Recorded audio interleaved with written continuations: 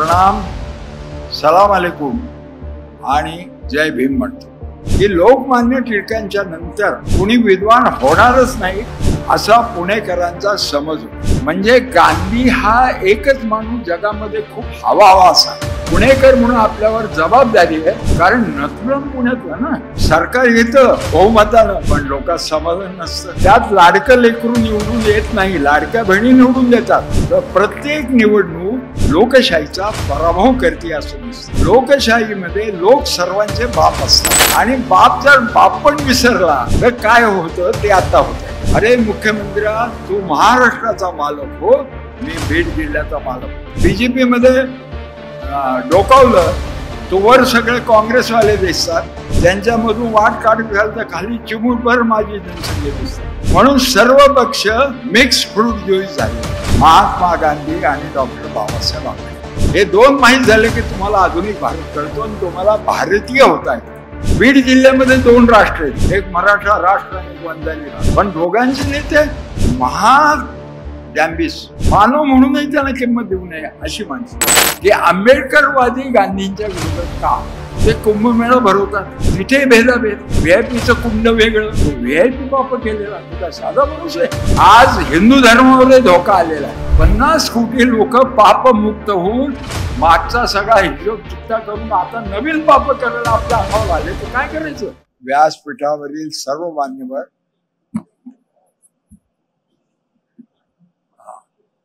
त्यात विशेष करून खासदार मनोज कुमार झा हे बिहारचे आहेत, पण आमची सुरुवात सामाजिक कामाची बिहारच्या दुष्काळात 67 साली लोकनायक जयप्रकाश नारायण यांच्या निमंत्रणावरून आम्ही गया जिल्ह्यात 6 महिने काम करत होतो। डॉक्टर आणि काही बाकीचे मित्र, आम्ही दवाखाना चालवायचो, जेवण द्यायचो आणि ट्यूबवेल्स निर्माण करायचो। तर बिहारवर हक्क असल्याने मी मनोज कुमारांना सांगितल्याबरोबर ते येतो म्हणाले। आता दुसरे सुरेश द्वादशीवार हे ट्रस्टी आहेत या संस्थेचे, पण संमेलनाचे अध्यक्ष आहेत। आज ते नामवंत गांधी विचारावरचे भाष्यकार आहेत। पण युक्रांचं पहिलं शिबिर 1500 लोकांचं 15 दिवस बाबा आमटे यांच्या आनंदवनात जंगल तोडीचं श्रमदान करायचं आम्ही, आणि त्याच्या मोबदल्यात त्यांनी जेवण, चहा आणि व्यासपीठ उपलब्ध करून द्यायचं असं ठरलेलं असताना तिथे सुरेश द्वादशीवार हाफ पॅन्ट मध्ये श्रमदान करायला होते आमच्याबरोबर, म्हणजे इतका जुना परी। बाकी आमचे ट्रस्टी आहेत, तुषार आहे, म्हणजे गांधी यांचे वारस आज 140 ते 150 आहेत। ते सगळे सपोर्ट करतात, ना हरकत असते, पण तुषारनी काम करावं अशी त्यांची इच्छा असते। तर तुषार आता गांधींच्या वारसापैकी एकमेव साऊथ आफ्रिका तिकडचं इकडचं सगळ्या जगामध्ये इंटरनॅशनल त्याला बोलतात, तेही आमचे ट्रस्टी आहेत। बाकीचे तर तुम्हाला माहित आहे की हे काही संमेलन किंवा संस्था हे एकट्याचं काम नसतं। तर माझे सख्खे धाकटे भाऊ असं म्हणता येईल त्यांना, असे शिवाजीराव कदम हे सदैव पाठीशी असतात। त्यामुळं अडचण, आत्मविश्वास, हीनता असे शब्दच आमच्या कोशात नाही आहेत। अनवर राजन माझा जुना सहकारी आणीबाणीपासून, तुरुंगात आम्ही एकत्र राहिलो, म्हणजे आमच्या मैत्रीची सुरुवात तुरुंग, श्रमदान अशा याच्यातून होते। आणि MS जाधव आहेत इथे, आणि आमचं औरंगाबादची शाखा सांभाळणारे गोरडे आहेत। या सर्वांना मी अभिवादन करतो आणि मित्रांनो, आपल्या सर्वांना प्रणाम, सलाम अलैकुम आणि जय भीम म्हणतो। आमचा एक पॅटर्न आहे कार्यक्रमाचा, सर्व धर्मगुरूंना बोलवतो। तुम्ही आता त्यांचे दर कार्यक्रमाला आणि त्यांचे मंत्र ऐकले तर दुसऱ्याचाही धर्म इतका वाईट नाही असा मनात विचार चमकून जातो। कारण आज असं सांगण्यात येते सारखं की तुझा सोडून आणि तुझा पराक्रम नाही, तू बुद्धीनं स्वीकारलेला नाही, तू जन्मानं स्वीकारलेला तुझा धर्म हाच एकमेव आहे आणि बाकी सर्व धर्म शत्रू राष्ट्र आहेत. धर्म म्हणजे राष्ट्र असं सांगण्यात येतं.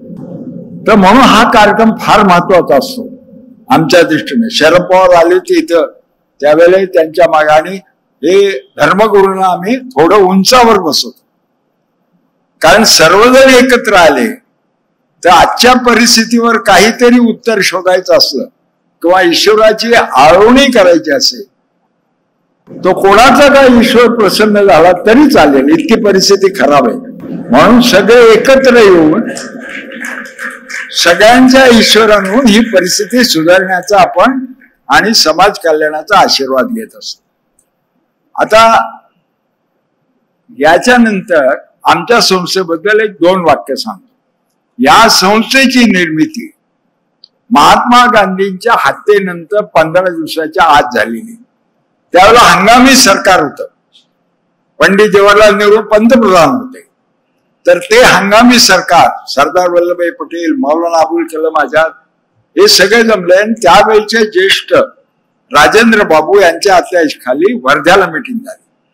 त्याला सर्व प्रांताचे प्रदेशाध्यक्ष होते काँग्रेसचे, पण ते काँग्रेसचे प्रदेशाध्यक्ष म्हणजे आजचे प्रदेशाचे डोक्यात आणू नका, ते सगळे जेलमध्ये गेलेले, 5-5, 10-10 वर्ष जेलमध्ये राहिले. आणि त्या सर्वांच्या पुढे असा पेच होता की महात्मा गांधींच्या हत्येच्या नंतर करायचं काय, कारण बाकीचे सगळे लोक असे तलवारीनं करंगळी कापून रक्त दाखवून तलवारीला आता नाही शांत होणार, नाही शांत होणार सोडी घेतल्याशिवाय, असं आम्ही म्हणू शकत नव्हतो. कारण तेच गांधींची हत्या झाली असती, परत हत्या नंबर 2 झाली असती.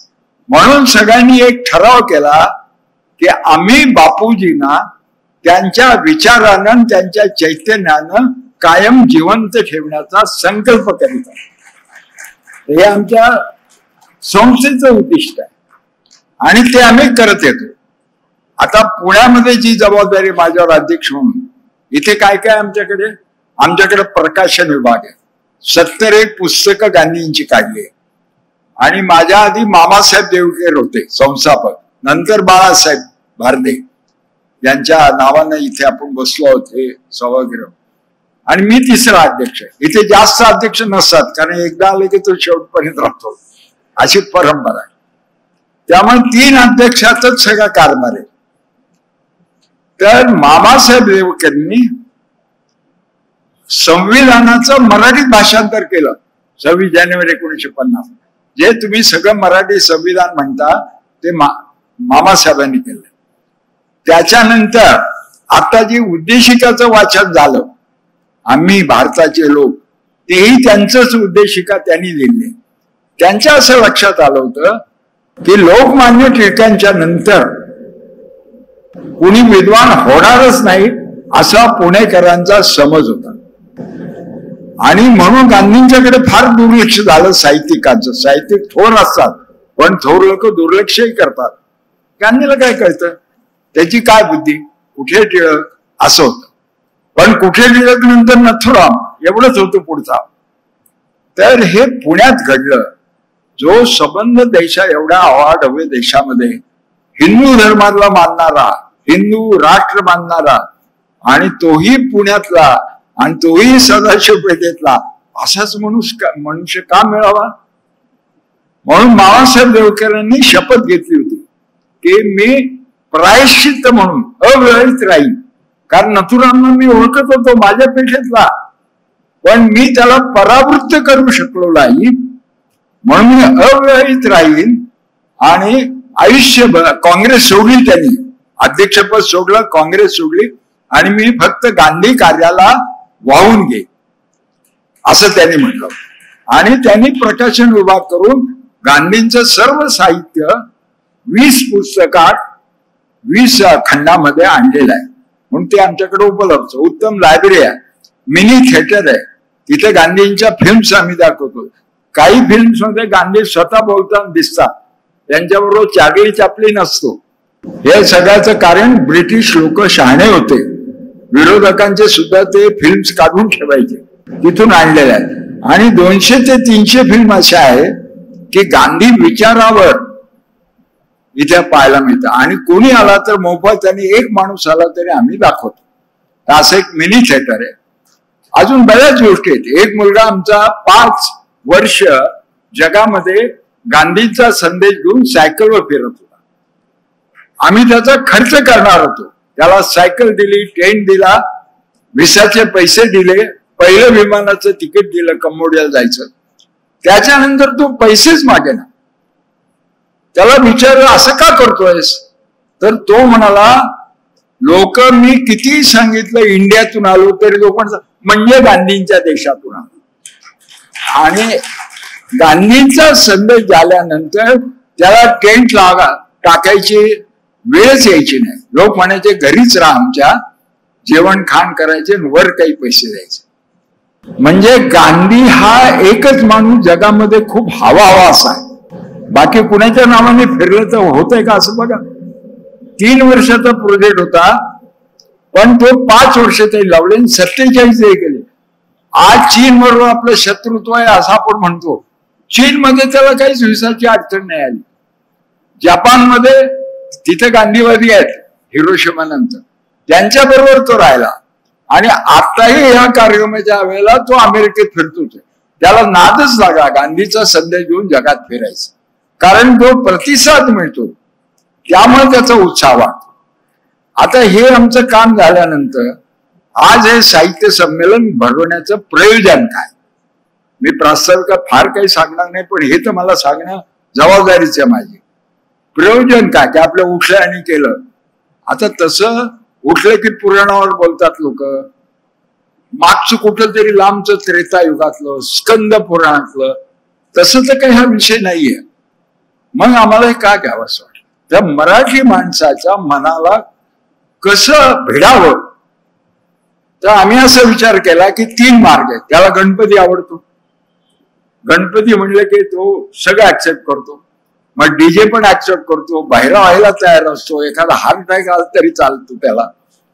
पण आपण तर काही गणपती उत्सवातून गांधी नेऊ शकत नाही. मग दुसरं त्याचं वेळ आहे ते दिवाळी अंकांचं. 500-600 दिवाळी अंक हे करता हौस आहे आपल्याला मराठीमध्ये. आणि हौसेला मोल नसतं. अनेक जण बुडतात तरी सुद्धा परत पुढच्या वर्षी काढतात दिवाळी अंकाचं प्रकाशन कर. आणि तिसरं वेळ आहे त्याला साहित्य संमेलन म्हणून. तर आम्ही म्हणलं मग याचाच उपयोग करू. एक मॉडेल साहित्य संमेलन गांधी विचाराचं करू. इथे आपणही शिकू काय काय अडचणी येतात. हे पहिल्यांदाच आहे कदाचित देशामध्ये, पण एखाद्याला माझी माहिती बरोबर आहे नाही मला माहित नाही, पण महाराष्ट्रात नक्कीच पहिलं. आणि ते पुण्यात पुणेकर म्हणून आपल्यावर जबाबदारी आहे, कारण नथुराम पुण्यातला ना, तर तिथे आपणही पुण्यातले म्हणून इथेच त्याचं उत्तर आहे. आणि पुणेकरांची ही जबाबदारी असं मॉडेल आम्ही तयार करतोय. आणि मग पुढे कल्पना अशी की याचं चळवळीत रूपांतर व्हावं आणि जिल्ह्यामध्ये गांधी विचाराचं साहित्य संमेलन व्हावं. ते म्हणाले वक्ते नाही आमच्याकडे 100-150 वक्ते. कोण म्हणतो गांधी संपले. गांधींच्यावर अभ्यास करणारे खूप लोक आहेत. ते म्हणाले आणखीन काही अडचणी, सगळ्या गोष्टीला आम्ही उत्तर देऊ. थोरली पाती आमची राहील, लोकांनी करावे संमेलन. हा त्याच्या मागचा उद्देश. दुसरं असं आहे की का करायचं, आत्ताच का करायचं, वेळ मार्च 20-25लाच का करायचं.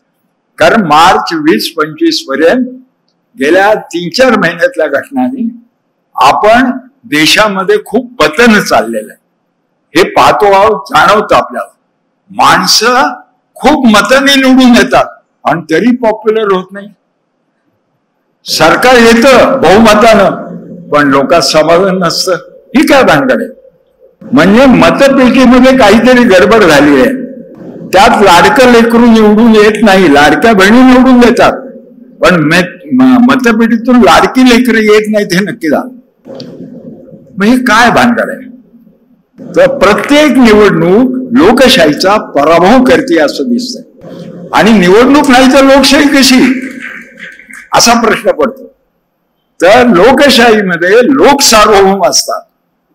तो कधी कधी अल्झायमर नावाचा रोग आहे, मी डॉक्टर म्हणून सांगतो, स्मृतिभ्रंश, मी बाप आहे सर्वांचा, हेच लोक विसरायला लागले.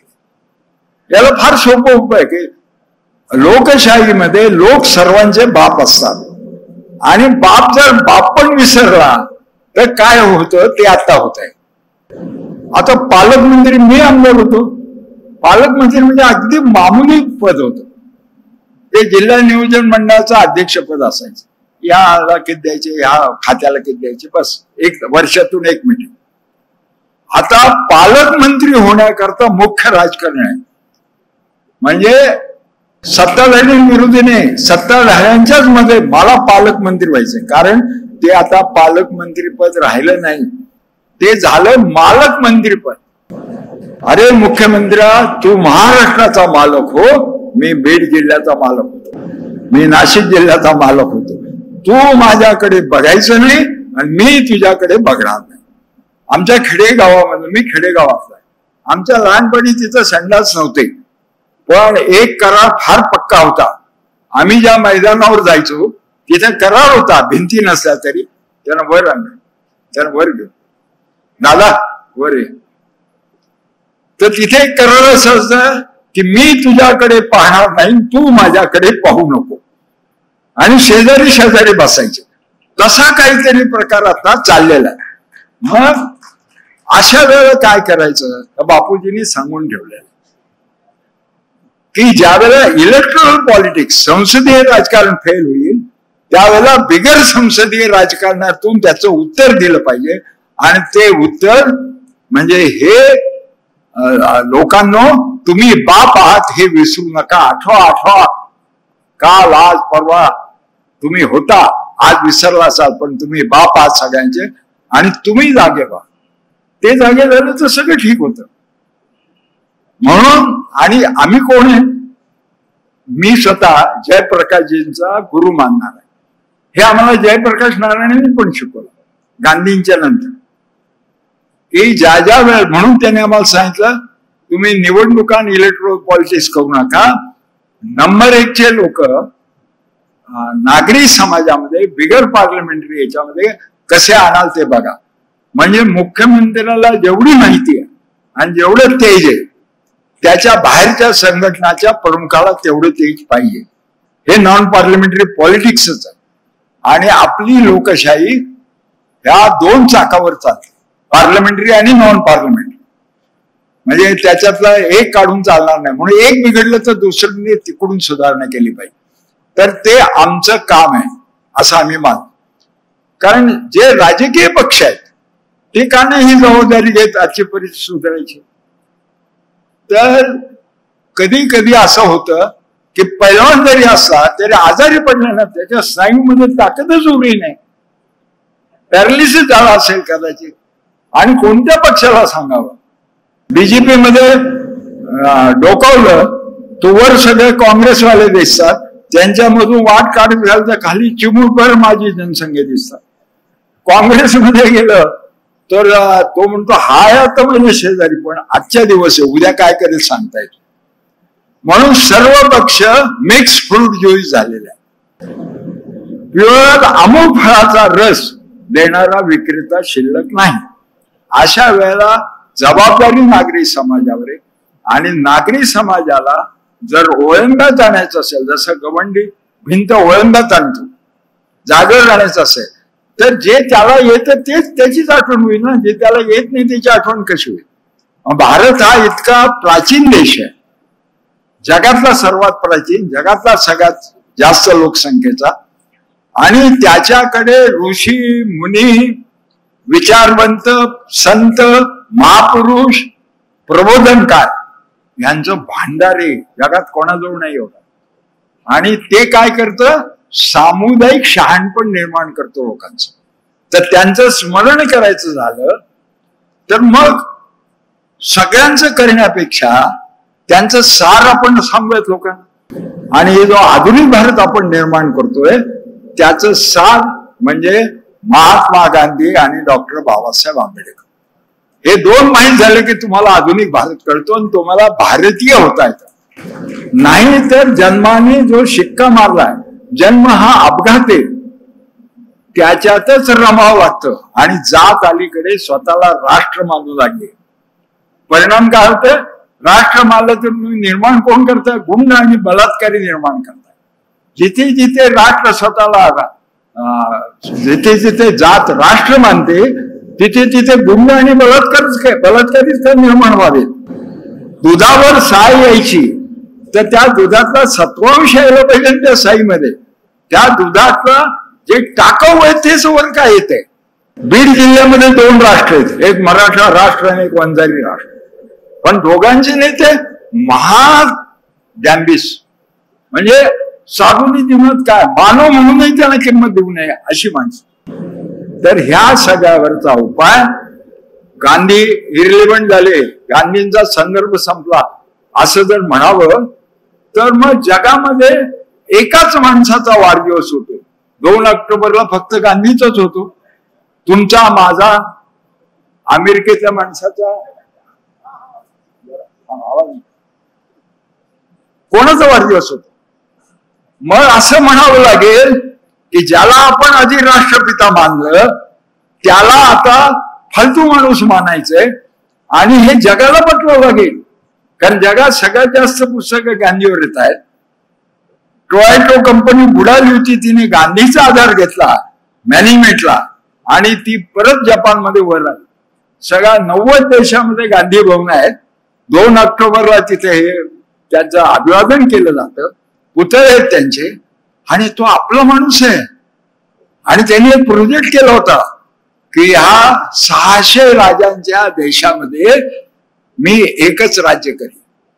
त्यांनी गुन्हा केला आणि त्याच्या आयुष्यात त्यांनी पुरा केला आणि तरी त्याला बाप मानायचं नाही, राष्ट्रपिता मानायचं नाही. तर तुम्ही नतद्रष्ट आहात असं स्वतःला सांगितलं पाहिजे. मला सांगा बरं, होते की नाही राजे? कोणी बादशाह होते, कोणी राजे होते. त्या 600 राजांचं कंपोज करून या माणसानं आपल्या आयुष्यात युनियन जॅक खाली ओढला आणि तिरंगा वर नेला आणि स्वतः त्या दिवशी नौखालीत राहिला. आणि तो काय म्हणतोय समजायचं नाही. त्यांनी राष्ट्रवाद काय सांगितलं? हा देश ना धर्माचा ना जातीचा, हा देश इथे राहणाऱ्या सर्वांचा. इथे एक वंश नाही, एक धर्म नाही, 8 धर्म आहेत. इथे 10-12 हजार जाती आहेत, 20,000 भाषा आहेत. तरी आपण जगत आलो 5,000 वर्ष. म्हणजे सहजीवनाची कला प्राप्त केलेले असे लोक यांचे राष्ट्र करायचं. म्हणून भेदाभेद होणार नाही भाषेवरनं, जातीवरनं, धर्मावरनं. आणि याचं सगळं प्रतिबिंब संविधानात उतरलं आणि ते बाबासाहेबांनी शब्दबद्ध केलं. जगातली सर्वात उत्तम अशी त्यांनी संविधान केलं, घटना केली. त्या घटनेची कॉपी अमेरिकेने 4 वर्षांनी केली. साऊथ आफ्रिकेनं स्वातंत्र्य मिळाल्यानंतर ते म्हणाले आपलं घटना करायचं कारणच काय, भारताचीच घटना त्यांनी दत्तक घेतली. म्हणजे महात्मा गांधी हे दक्षिण आफ्रिकेचे सुद्धा राष्ट्रपिता म्हणता येते. तर एवढं सगळं असताना ते विसरलं जाते. आणि दुसरा एक, तरुण मुलांच्या मेंदूमध्ये एक भिंत रचली जाते. नाही नाही, तू गांधीकडे जाऊच नको, भानगड नको. आता आम्ही इथं आहोत कोथरूडला, म्हणजे हिंदी महासागर म्हणा किंवा हिंदू महासागर म्हणा, त्याच्यामधल्या बेटावर राहतो. तर इथं आम्ही 2 ऑक्टोबरला आणि 30 जानेवारीला एक भजन म्हणतो आतमध्ये हॉलमध्ये. त्या भजनाचं नाव ईश्वर अल्लाह तेरो नाम सबको सन्मती दे बाबा. तर आमच्या अंगावर लोक येतात, नेते मंडळी, पदाधिकारी, मंत्री, खासदार. नाही नाही नाही, ते नाही चालणार. डीजे चालतो पण सबको सन्मती दे भगवान हे नाही चालत. तर हे सायकोलॉजिकल ब्लॉक निर्माण करण्यात येतो आणि तो मोडून काढलं तर ही इतकं अवघड नाही. हे काही ना काहीतरी आपल्या बुद्धीमध्ये भेद निर्माण केला म्हणून. आणि ब्राह्मणांना शिव्या देऊ नयेत असं मला फार, म्हणजे माझा ऍक्सिडेंट ब्राह्मण झाला म्हणून नाही म्हणत, मी भारतीय म्हणून ब्राह्मणाकडे बघतो. ब्राह्मणाने खरं म्हणजे म्हटलं पाहिजे की जुने ग्रंथ टाको आहे, आता ते लागू आहे, पण ते म्हणत नाही ते ठीक आहे. पण त्यांच्या जवळचं अस्त्र काय आणखी ब्राह्मण राहायचं? कशासाठी? त्यांचं जास्तीत जास्त मोठं अस्त्र आहे ते कंपास पेटीमधलं कर्कटक. कर्कटक माहिती आहे ना? कारण सावरकर बोलल्याबद्दल आचार्य आत्रेयांना SP कॉलेजमध्ये बोलवून सगळ्यांनी मागून कर्कटक टोचली होती. हे फायनल. खरा प्रश्न असा आहे की आंबेडकरवादी गांधींच्या विरोधात का आणि हिंदू मुस्लिम ऐक्याच्या मध्ये या सगळ्या प्रश्नांचं उत्तर आहे. ते कुंभमेळा भरवतात, तिथे भेदाभेद. VIP कुंड वेगळं. कारण म्हणाले का विचारलं मी ऐकलं काय हो त्याचं VIP, तो VIP पाप केलेला, तो काय साधा माणूस आहे? त्याची पापही VIP, व्हेरी इम्पॉर्टंट. म्हणून त्यांची गुप्ती तिथे, बाकीच्यांची हिंदू बिंदू म्हणजे काय ठीक आहे असं. आज हिंदू धर्मावर धोका आलेला आहे. ते कुंभमेळ्याच्या टीव्हीवर बघितल्यावर ते अघोरी लोक, ते नागा साधू, ते तोंडातून जाळ काढणारे, जे अंगात साप बाळगणारे, याला हिंदू धर्म म्हणायचा. आणि डुबक्यांना पातक मुक्त झाले असं म्हणायचं. अहो किती डेंजरस आहे. ते म्हणतात आदित्यनाथ ते 50 कोटी लोकांनी डुबकी घेतली आणि धारणा काय, ते पापमुक्त झाले. म्हणजे काय, नवीन पाप करायला मोकळे झाले. 50 कोटी लोक पापमुक्त होऊन मागचा सगळा हिशोब चुकता करून आता नवीन पाप करायला आपल्या अंगावर आले तर काय करायचं? भीती वाटते ना. मग आपण गांधींचा आसरा घेतो. पण गांधीचा आसरा आम्ही घेऊन काय उपयोग आहे? तुमच्या मनातच तो आहे, तो जागा होणं. विवेक सगळ्यांमध्येच असतो, पण तो जागा करावा लागतो. अहो माणसाचं काय, माणसाने तयार केलेल्या देवाचंही तसं. तो जागरण गोंधळ करणारा काय म्हणतो, उदय उदय ग अंबाबाई, तुझ्या पुढच्या माय भावानी जागी हो. म्हणजे देवही झोपतात ना, तर लोकांनी झोपणार. जेजुरीच्या खंडेराया जागा हो म्हणजे झोपलाय ना तो. तर हे जागरण करण्याकरता हे आहे. आणि आम्ही मॉडेल तयार करतो. आणि मला असं वाटतं आपल्या सगळ्यांची साथ मिळाली ते नक्कीच पार पडणार. कारण एक अनुभव सांगतो की हे फार आमच्या शक्तीच्या बाहेर. आणि दुसरं म्हणजे लोकांची अपेक्षा. गांधीवाद्यांनी कसं राहिलं पाहिजे, कसं दिसलं पाहिजे, असं उदास, आत्ता मरते का मग मरते, आणि तुम्ही लाईट बीट काय लावले, साऊंड काय, मांडो काय. तर आम्हाला अष्टविनायक प्रसन्न आहे हे तुम्हाला गुपित सांगतो. विनायक रासकर नावाचे, मी त्याला अष्टविनायक म्हणतो, त्याला म्हणलं तू काही कर, पण हे गांधीवाद हा दुबळा आहे, गांधीवाद हा उदास आहे. गांधीवादी म्हणजे आता मरते का मग मरते, कोण विचारतो त्याला, असं चित्र झालं नाही पाहिजे. जे काही मार्केटमध्ये आज आहे त्याप्रमाणे कर. आणि त्यांनी हा खेळ उभा केला, त्याचे आभार मानतो. आमचे ट्रस्टी आहे हे पाठीशी उभे राहिले, बराच खर्च येणार, त्यामुळे येऊन द्या, आम्ही खंबीर आहोत म्हणून त्यांचे आभार मानतो आणि आपले आभार मानून थांबतो.